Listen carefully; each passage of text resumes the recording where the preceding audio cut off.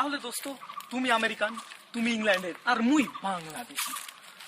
তো দোস্ত আমরা তো নিজের বা নিজের দেশের কিছু না কিছু বীরত্বের কথা শুনেছি, তা নিয়ে কিছু একটু আলোচনা করা যাক। এই বনটা খুব সুন্দর লাগছে, তাই না? Very nice. খুবই সুন্দর।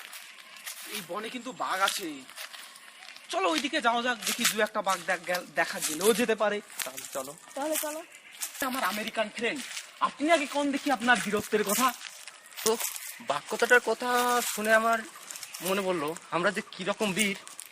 কি রকম?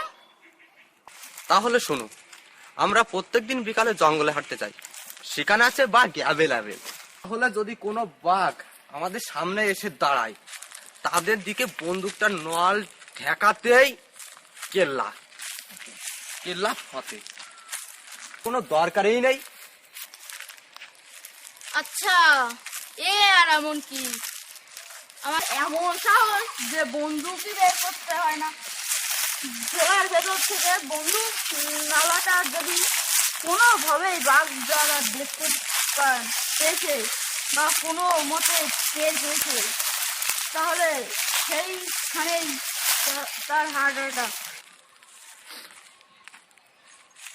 তো মাল তো হেভি কানু ঝাড়লো, আমার তো পেস্টিজের ব্যাপার, আমি একটা কেনু ঝেড়ে দিই নাকি? দূর মিয়া, আপনারা এখন কোন জমানায় আছেন? ওসব বন্দুক টন্দুক তো আমাদের কাছে ফাও পেশাল। বাঘ মারেন কি করে? আরে মিয়া, এইটা কোনো ব্যাপার না।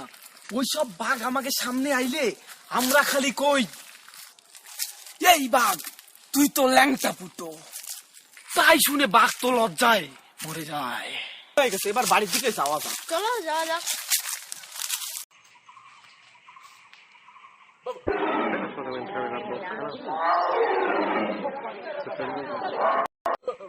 বাঘ